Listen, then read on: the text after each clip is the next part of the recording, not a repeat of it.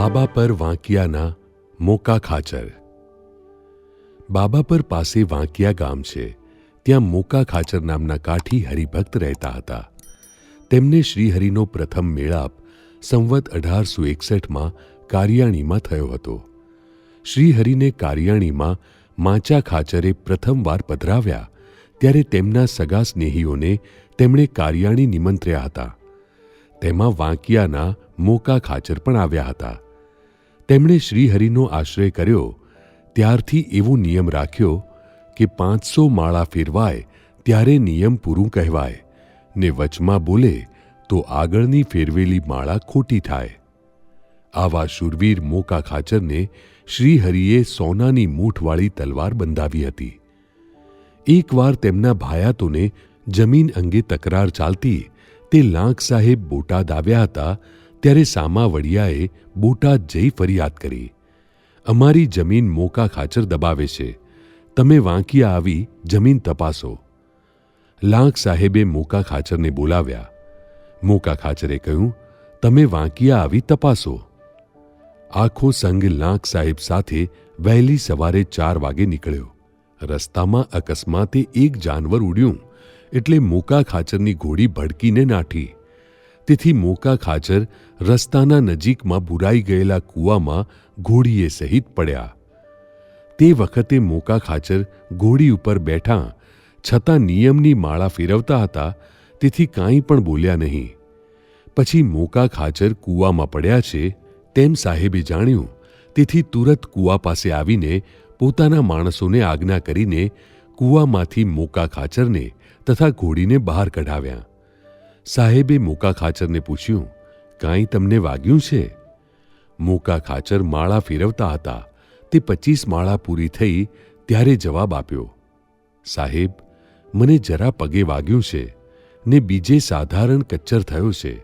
આપ મારી જરા પણ ચિંતા કરશો નહીં. લાંક સાહેબે કહ્યું, મેં તમને 2-3 વખત પૂછ્યું તો પણ તમે મને જવાબ કેમ આપ્યો નહીં?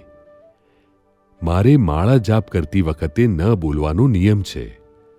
આ સાંભળી સાહેબ મનમાં રાજી થયા કે આવા ભક્ત ક્યારેય જમીન દબાવે નહીં. પછી ગામ વાંકીએ ગયા, ત્યાં જમીન માપી. મોકા ખાચરને નિર્દોષ જાહેર કર્યા.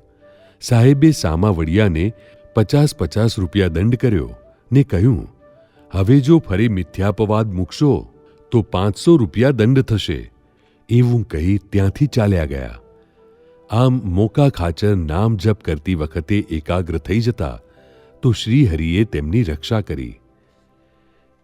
એકવાર શ્રીહરિ સંઘ લઈને જૂનાગઢ જવા નીકળ્યા. વચ્ચે રસ્તામાં વાંકિયા ગામે પધાર્યા. મોકા ખાચરના દરબારમાં ઉતર્યા. મોકા ખાચર તો રાજી રાજી થઈ ગયા. રસોઈ માટે સીધું સામાન આપ્યા અને કહ્યું, આજે તો રસોઈ કરો. મુક્તાનંદ સ્વામી કહે, આજ તો એકાદશી છે. મોકા ખાચર કહે, એકાદશી તો દાદા ખાચરના દરબારમાં રહી, મોકા ખાચરના દરબારમાં એકાદશી કેવી?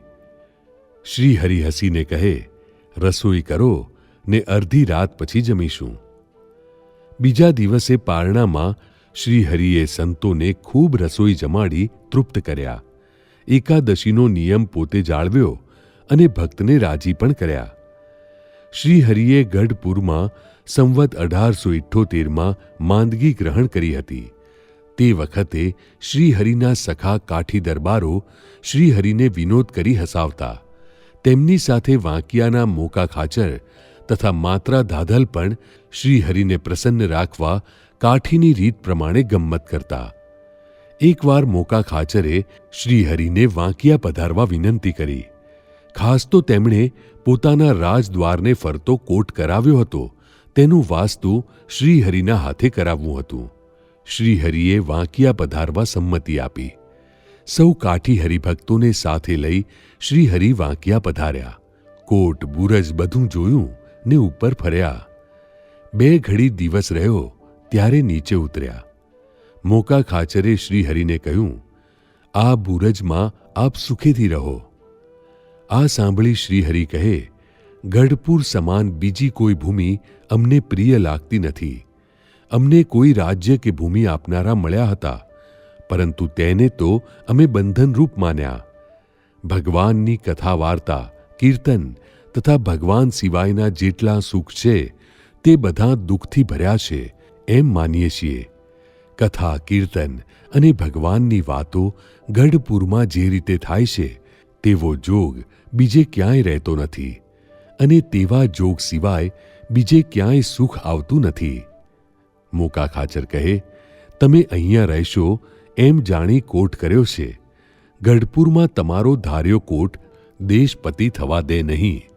જો કે અનંત કોટી બ્રહ્માંડમાં જેટલા જીવ રહ્યા છે તેમના નાડી પ્રાણ આપના હાથમાં છે.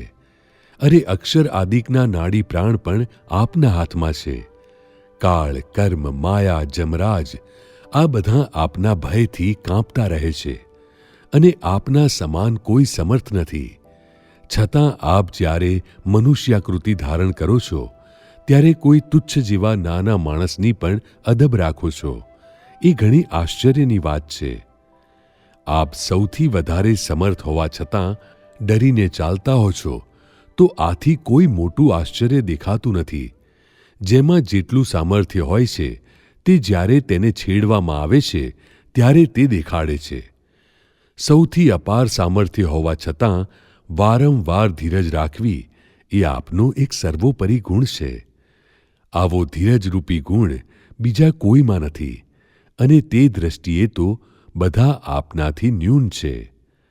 આપનો જે આ ક્ષમારૂપી ગુણ છે તેમાંથી એક લેશ માત્ર ભૂમિ, વાયુ, સમુદ્ર, સૂર્ય અને મેઘને આપ્યો છે. અપાર સમર્થ હોવા છતાં સહન કરવાનો ગુણ જે રાખો છો તે વિચારીને રાખો છો એવો આપનો અગાધ ગુણ છે. બીજા કોઈના અપરાધને સહન ન કરવું આવો જીવનો ગુણ છે તે મેં કહ્યો. શ્રીહરિએ મોકા ખાચરની સમજણને સૌ પાસે વખાણી. આવી સમજણ સૌને કેળવવા જણાવ્યું અને મોકા ખાચરને આશીર્વાદ આપ્યા. એકવાર મોકા ખાચર માથે વસ્ત્ર ઓઢીને માનસી પૂજા કરવા શ્રીહરિ સમક્ષ બેઠા ત્યારે સુરા ખાચર કહેવા લાગ્યા, તારો બાપ મોઢા આગળ બેઠો છે ને ઓઢણું ઓઢીને કોને જુએ છે? એટલે મોકાએ ઓઢણું આઘું કર્યું. એકવાર મોકા ખાચરે શ્રીહરિને કહ્યું, મને પાલખી લઈ તેડવા આવજો. શ્રીહરિએ વિનંતીને યાદ રાખી અને તેમને અંતકાળે તેવી જ રીતે તેડી ગયા. નોંધ: મોકા ખાચરે એકવાર શ્રીહરિને નદીમાં ઉપાડી લીધેલા, તેથી પ્રસન્ન થઈ શ્રીહરિએ તેમને પોતાનું શૈલું પ્રસાદી રૂપે આપ્યું હતું. આવી વધુ કથા સાંભળવા શ્રવણમાલા ચેનલને સબસ્ક્રાઇબ કરો.